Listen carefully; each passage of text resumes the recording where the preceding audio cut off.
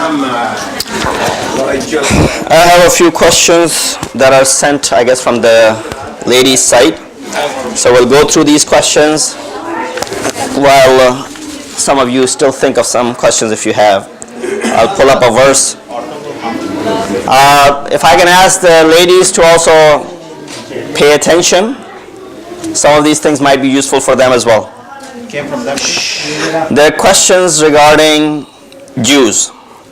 First question is kosher meat allowed? No, it is not allowed. The reason is because meat has to be slaughtered according to the Islamic criteria. Now, even if their criteria is similar to ours, the person slaughtering the meat must also be Muslim, facing the Qibla, reciting the name of Allah when he is sacrificing the animal. These conditions are not met. Kids, come here. Now. Come in front. You don't need no wall.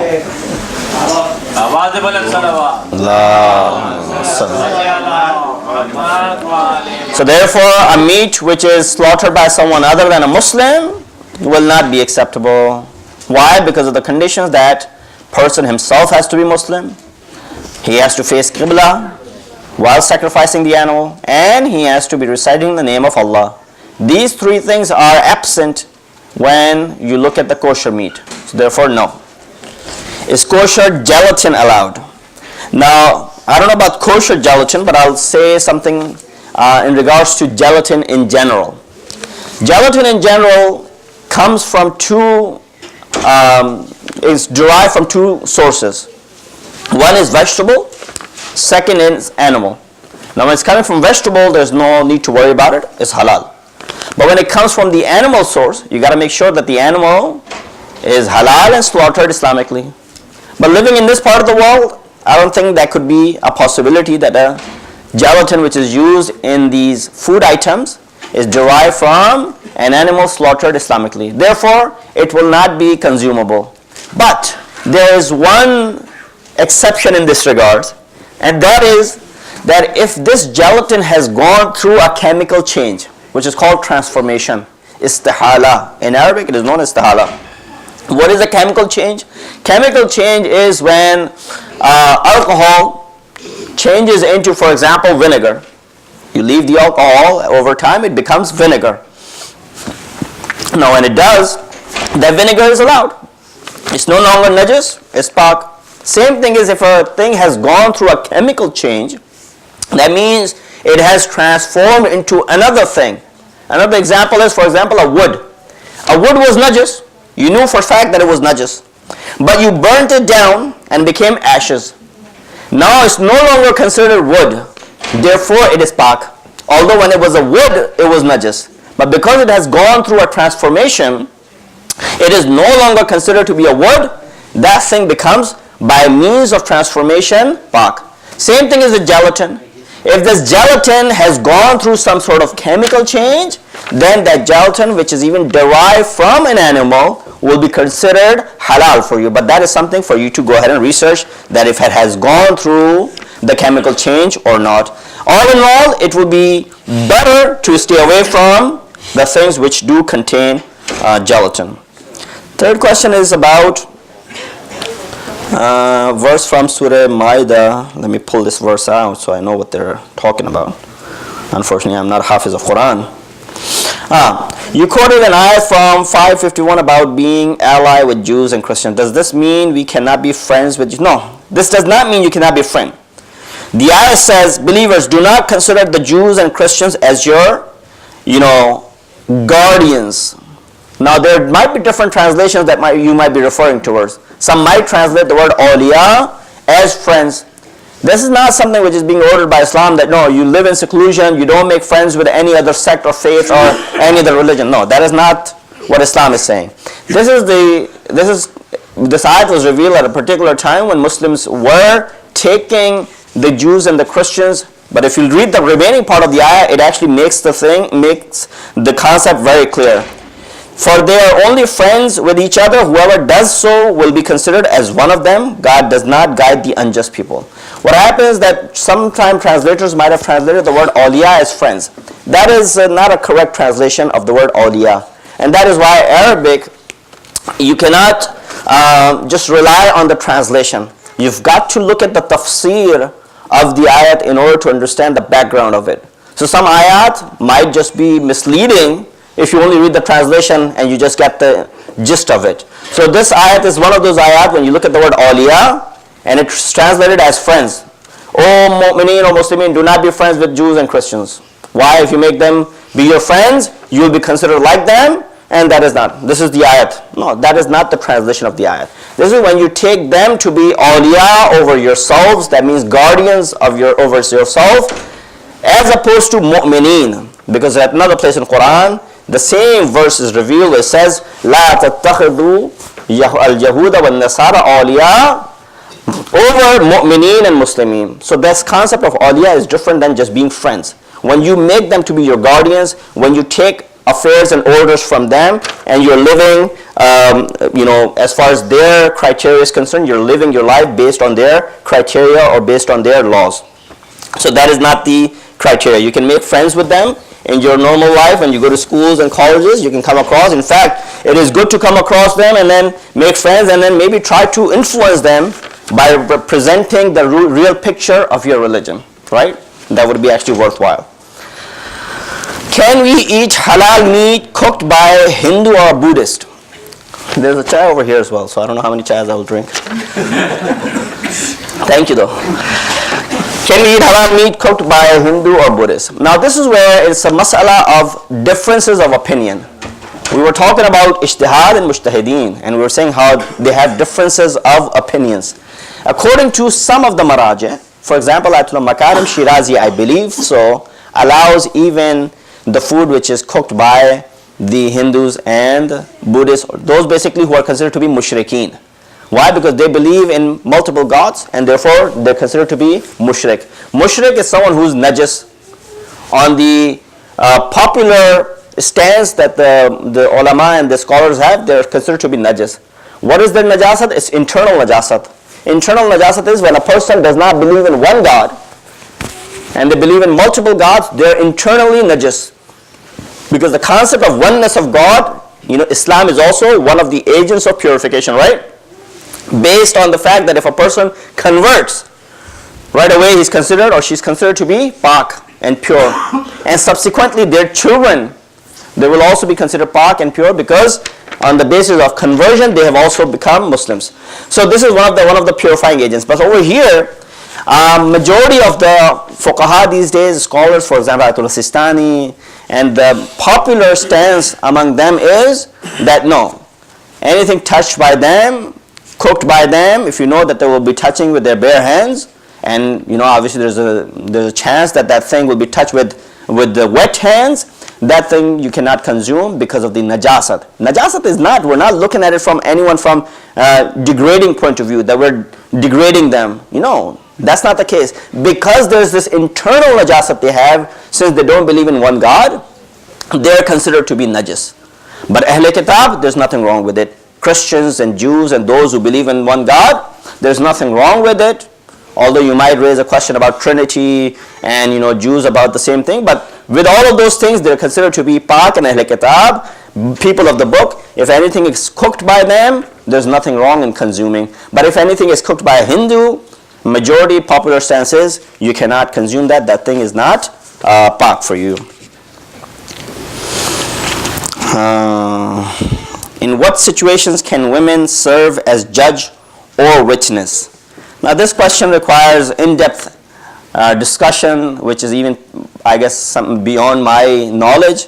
But they can, in the situations where the reason behind not making women judges in the Islamic society, and in some instances their witness is twice the witness of men, it's based on the criteria, because back in the day and even today, Islam did not promote women to be outgoing too much. And also back in the day, women did not go out as much.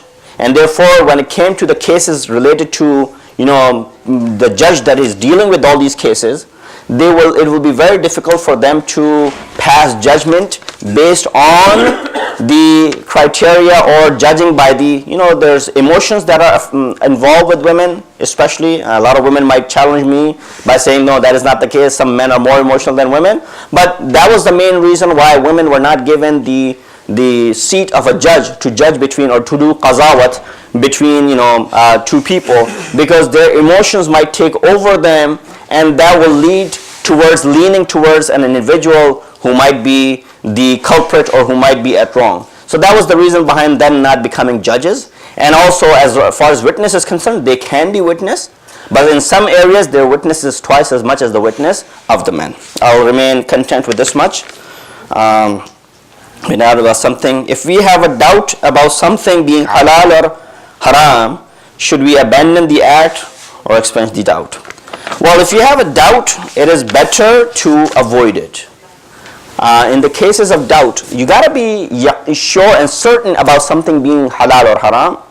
And when you are certain that something is halal, then you can consume it. If you're certain that something is haram, then you should avoid it. But because you have a doubt, in the situations of doubt, if you ask the maraj, they will say, in the situations of doubt, you can consume that thing.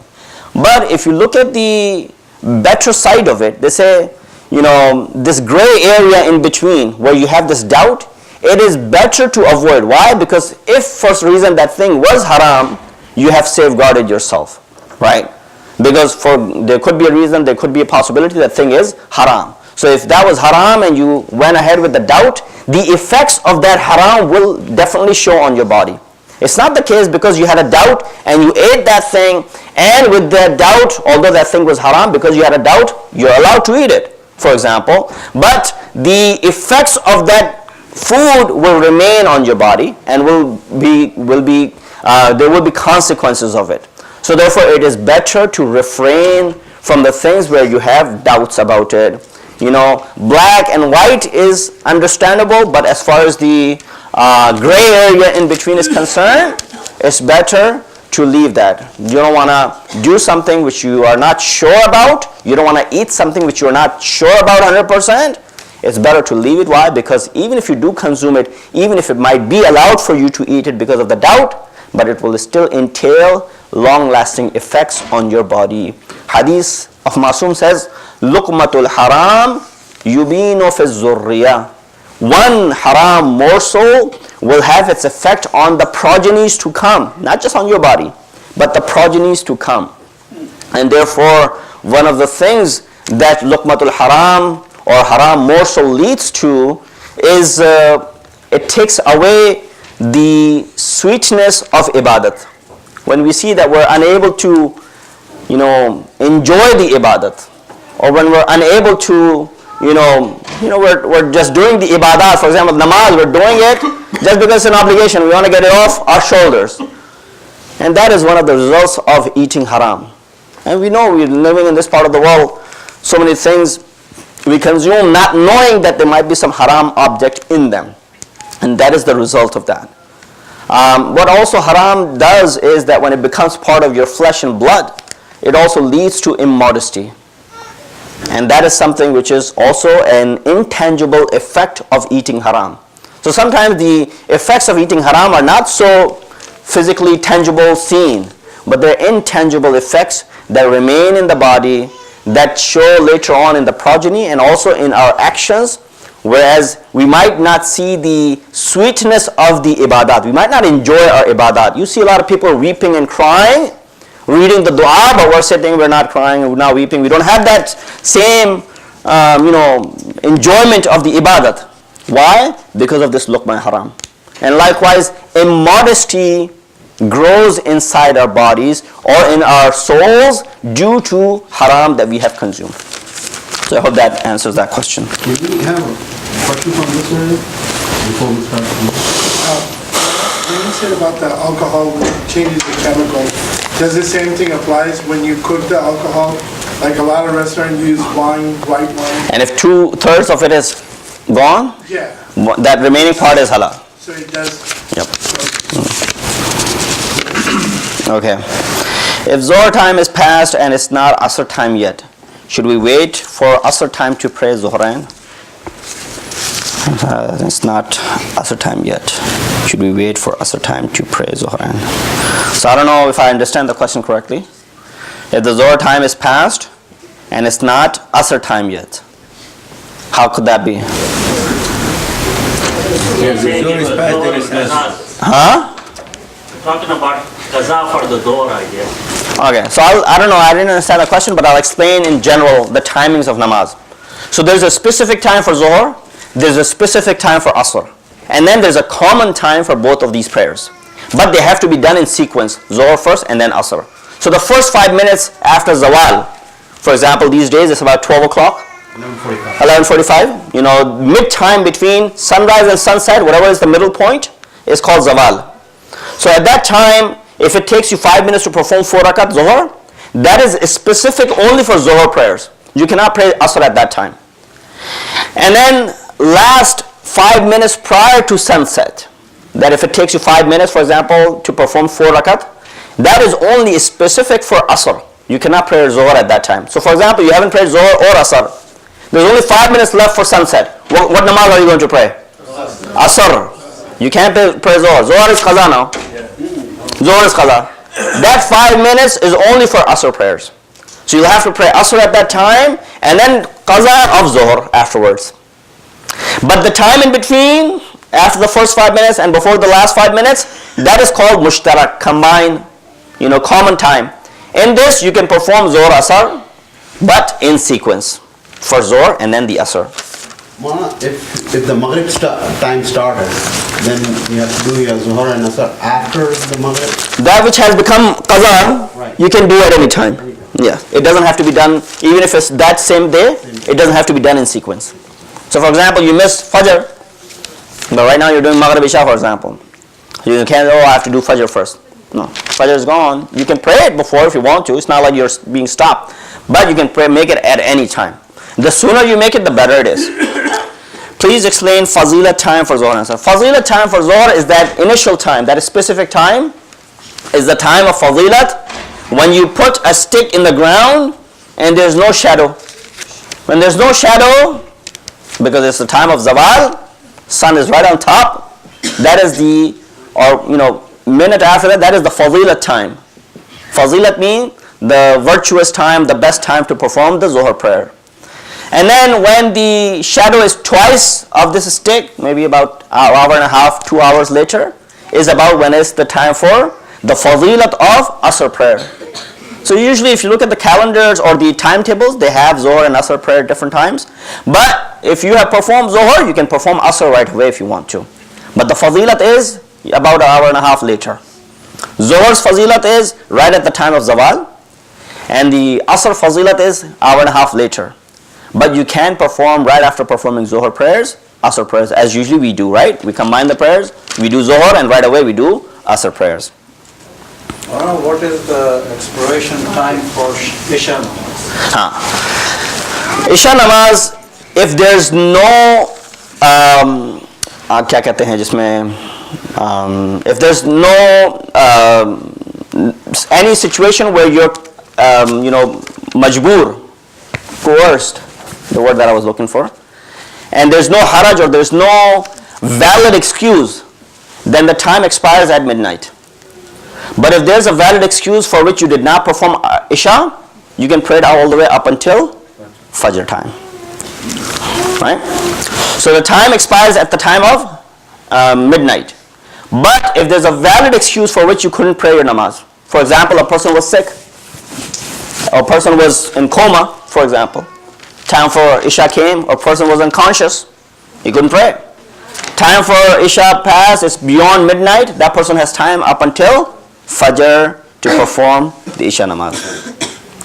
Is it preferable to pray Zuhr and Asr and Maghrib and Isha separately or together? Prophet performed it in both ways. He performed the namaz separately and he performed the namaz joined together. So he joined Zuhr and Asr and he joined Maghrib and Isha. So there's Quran does order us to pray 5 times a day. It doesn't order us 3 times a day, right? But it is preferable, if you could, to pray separate them. But unfortunately, in our culture, it has become, no, if you do that, you're considered Sunni. No, that is not the case. Prophet did it both ways. If we're calling ourselves Sunnis, then Prophet is Sunni as well. So Prophet used to do both ways. He used to combine as sometimes, and he used to separate sometimes. So if you want to follow the seerat of Rasulullah, you could do it together, and which we usually do, and you can separate it as well. So what is better? It would be preferable to, if you can, separate them. But keeping in mind that if you separate, you might not end up praying, you might forget about it, or the time might elapse, then it is better to perform it right after Zuhr prayers and perform Isha right after Maghrib prayers. It is better to pray together if you have a fear of not praying all together. But if you can manage to pray it 5 times, then it is preferable definitely.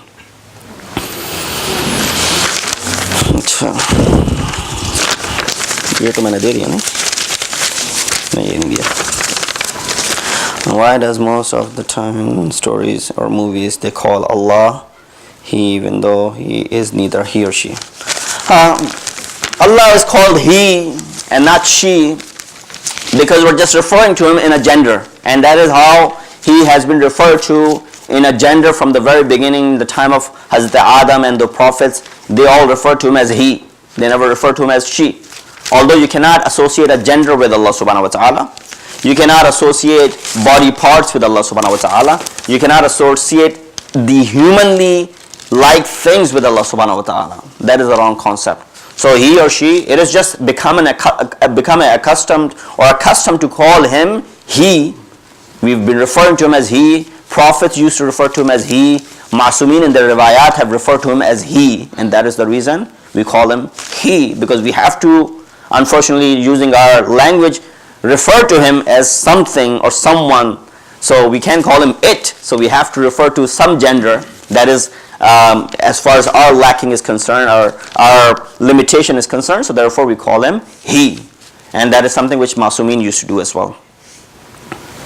So all the laqabs that Imam Ali had, Yadullah, Ainullah, so you just mentioned that we should not mention that his body. In Quran there are ayat. The reason we call Imam Ainullah, Yadullah, hand of Allah, the eyes of Allah, the Wajhullah, the face of Allah. They are ayat of Quran. For example, there's an ayat of Quran that says, Kullu shayin halik illa wajha. Everything will be destroyed except the face of Allah. Yadullah fawqa aydihim. Allah's hands is on top of their hands. There are other body parts that are discussed in Quran. But these body parts are not to be taken in literal sense. They're all taken in figurative sense. For example, Yadullah means hand. What does hand represent? Power, qudrat. So Yadullah fawqa aydihim means Allah's hand is on top of their hands, means that Allah's power is on their power. So Imam, when he's referred to as Yadullah, that means he's that power. When it says Kullu shayin halik illa wajha, everything will be destroyed except the face of Allah. That means, what does face mean? Face is a recognition for everyone, right? Until I see your face, I don't recognize you. You show me a picture, then I recognize the person. Face represents an individual or something. So face is something which is used for recognition. How do we recognize Allah? We recognize Allah through Imam. We recognize Allah through the teachings, the Islam. And if Islam, the ayat is saying everything will be destroyed except Islam, and that's what this ayat is referring towards. Why did you say 2 surahs last night in namaz? Are there any other surahs that you have to recite in prayers? So, I was wondering someone would ask that question, but I thought maybe, I'm sure everybody's aware of this. The 2 surahs, you cannot recite 2 surahs in namaz, except 2 pairs of surahs which I consider to be one. What are those 2? Does anyone know?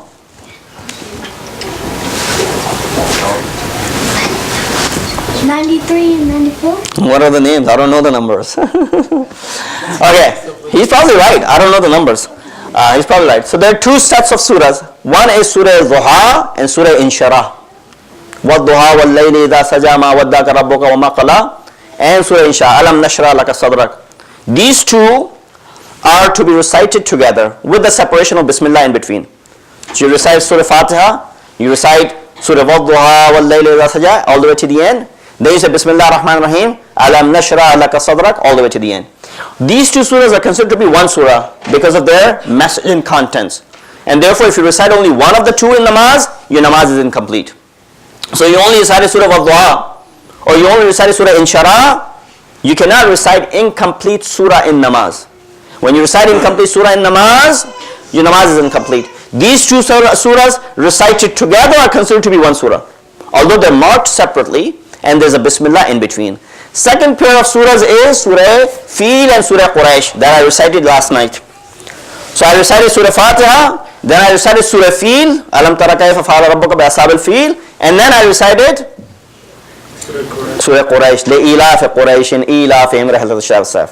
These two are also considered to be one surah with the separation of bismillah in between, because of the contents that they have. And that's what Masumin have told us. So if you recite only Surah Fil in this chapter in namaz and not Quraysh, namaz is incomplete.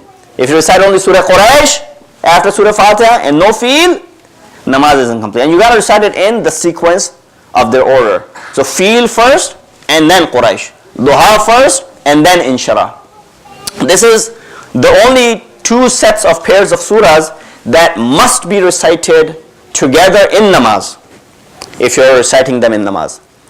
Otherwise you cannot recite half of surah or any part of surah. You might have seen if you've gone to Hajj or Umrah or any of the Sunni mosques that after Surah Fatiha they recite surah from anywhere. For example, they recite a few ayat from Surah Baqarah and then they'll leave it off and then they'll go into ruku and sajda. That is not allowed in our fiqh. We have to recite a complete surah in order for our namaz to be complete. Maulana, is it worth it to recite Surah Ikhlas in second record? No. What about the first record? Can we recite Yes. There's nothing wrong with that. Some people... It's a cultural thing, I guess. In India and Pakistan, we've been taught to recite Surah Ikhlas. And the reason is because once Amir al-Mu'mineen was sent by Rasulullah to lead prayer somewhere, and when he came back, Rasulullah asked those people, how did you find Ali and his namaz? He said, he was good, of course. What would they say? But he always recited Surah Ikhlas in first rakat and in second rakat.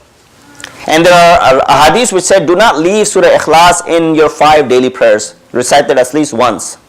So we have began the habit of reciting Surah Ikhlas in the second rakat, but there doesn't have to be. It could be recited in the first, or it could not be recited if you don't want to. You could recite some other surahs.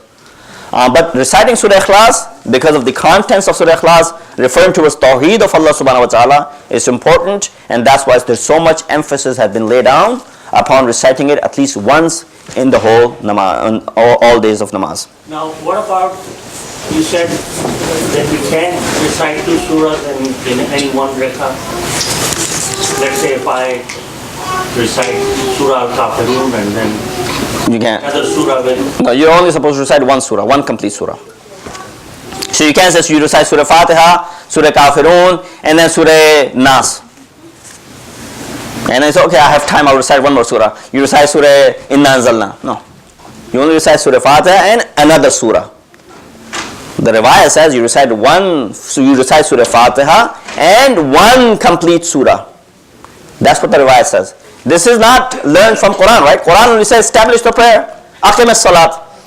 It doesn't say how to establish the prayer. Who do we ask? Rasul. Rasul says, pray kama ra'aytumuni. How have you seen me pray? And the riwayat mentioned that Rasul used to recite after Surah Fatiha one complete surah, not a second surah. And that's what we have in our books of Tawzul Masail as well, that after first surah, Surah Fatiha, recite another complete surah, one complete surah, not 2 complete surahs or 3 complete surahs. What if I was supposed to recite Surah Al-Kafirun, let's say, and I just started another surah, and right in the middle of it I realized that should I just leave it and start it all over again, or should I finish? We consider Bismillah to be part of every surah. So before you even say Bismillah, you should have understood which surah you're going to recite. You should have made up your mind. So prior to starting a surah, you should make up your mind which surah you're going to recite. So if you, after having recited Surah Fatiha, before saying Bismillah, because Bismillah is part of the surah, we can't say Bismillah Rahman Rahim, we're thinking, which surah should I recite? No, that is not correct. You got to decide before you start reciting a surah. As far as Surah Kafirun is concerned, if you started it, you should finish it. Any surah that you have started it, you should finish it. You can't leave it off in the middle and then go to another surah. Only if you can't remember it. If you can't remember the rest of the surah, sometimes it happens. It has happened to me many times as well that I'm reciting a surah and I've forgotten it in the middle. Completely. I don't know. And even when I was leading the prayers. Once I was reciting Surah Zilzal. إِذَا زُلْزِلَتِ الْأَرْضُ زِلْزَالَهَا. I forgot in the middle. I couldn't remember. Just drew blank. Although I recited the surah many times. So I left it and I recited another surah. Then there's okay. But you cannot on purpose leave one surah and then go to another surah. Does that answer the question you're saying? Well, then what should I do then? I was supposed to recite another surah. Let's say if it's namaz al-Isha. The only namaz wajib we're talking about. Any other namaz, any other mustahab namaz, this doesn't matter. Only namaz wajib you cannot do this. Mandatory. Only namaz wajib. 5 times prayers, that is wajib for you. Namaz tawaf, that is wajib for you. Namaz ayat, that is wajib for you. All the other wajib namaz, that is the criteria. But mustahab namaz, doesn't matter. Maulana Sahib, when I had a doubt that I will not be able to do the namaz, for example, I did the Maghrib, and I'm going on duty, I'm not sure about it, what time my duty is going to finish. Can I, in advance, Isha? Once you have done Maghrib, you can do Isha right away. What do you mean advance? In the daytime. You can. How have you done Maghrib in the daytime as well? You can't pray it before the time, no. But if I doubt that because I will not be... That's fine. You can't pray before the time. Then I have to do the qaza. You'll have to do qaza. You can't pray before the time starts. So for example, you're saying you're leaving for work at, let's say, 3 in the afternoon. It's not time for Maghrib Isha yet.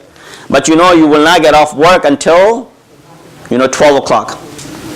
That would be considered one of the instances where you were majboor, where you did not have the option. So your namaz is not qaza. You have time till Fajr prayer. That would be one of those situations. Till Fajr. Yes, you have time till Fajr. Only for Isha, not for Maghrib. And only for Isha, not for Maghrib. Maghrib expires at midnight.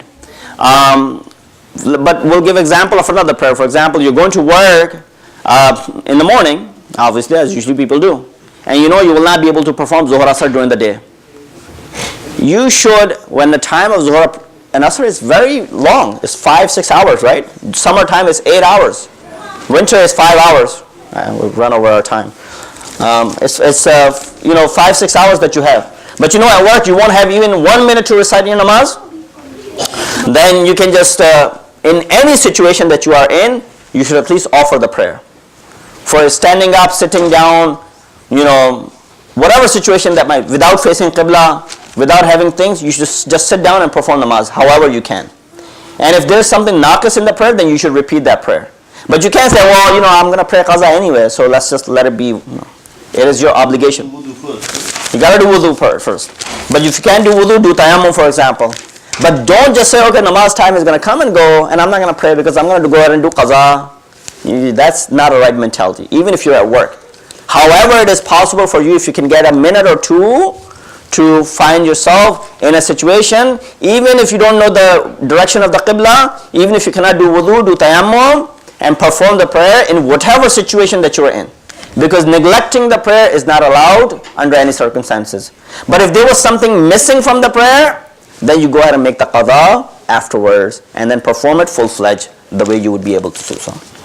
Let me go through these questions quickly, and then we'll call it a day, inshallah. I have a question before you read that question. Okay. According to Shafi'i Masala, in mandatory namaz, they do leave their hands like this.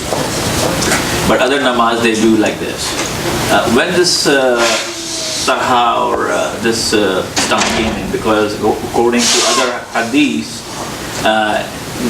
those Sahaba never actually did their namaz with the hands like this. If you look at their books, they mention that Rasulullah used to perform. Their debate is where he used to put his hands.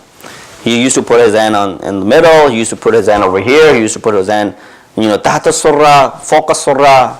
That was the istilah that was used. So that means when they're discussing where he used to put his hand, there's no doubt that he used to fold his hands, right? That is the implication. So in their hadiths, they have that Rasulullah used to put either here or below. So these hadiths exist. But our maslak says no, that is not the case. Rasulullah never folded his hands, nor did any of our imams. We don't concern It is a practice which some people associate with the second Khalifa. I'm not 100% sure of it, but this is what I've heard as well, that they associate with the second Khalifa when he saw how the Romans and others used to bow down, and then the servants used to fold their hands in front of their Lord and Maula and Malik, or whatever you want to call it, masters. And so he said this is a nice practice, folding hands and standing. That is the utmost, what you may call it, slave, or the concept of being a slave of a master. And so therefore he started associating that, and that's when this practice began. But in our Imams, no did Prophet, any of these Khulafa, none of them actually. Do we call this bid'ah or not? No, our namaz is batil.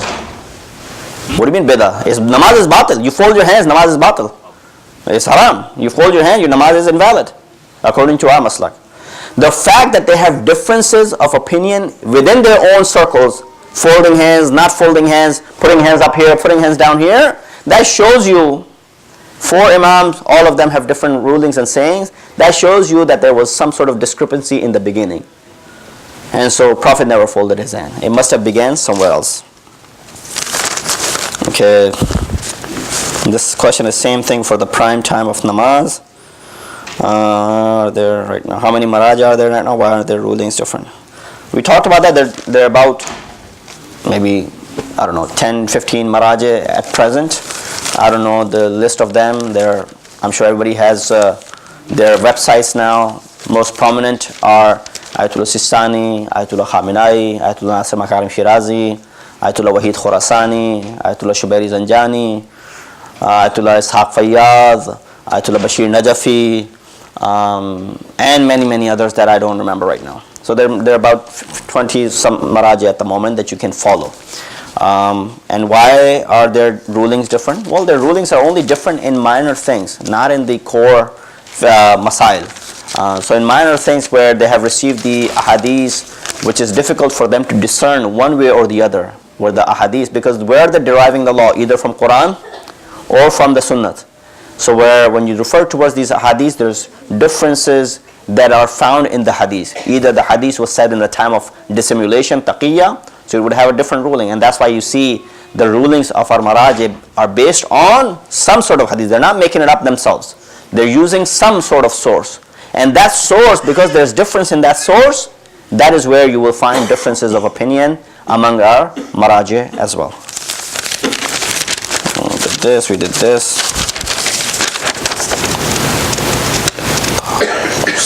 Can you recite Ayatul Kursi in any prayer? No, it's not a complete surah. It's not a complete surah, so you cannot recite. But in Namaz al-Wahshat that we recite what? Ayatul Kursi in the first rakat, and we recite Inna Anzalna 10 times in the second rakat. Thank you very much. Wa akhiru da'wana and alhamdulillah rabbil alameen. Sallu ala Muhammad wa ali Muhammad. एक ऊपर जाके बस मजलिस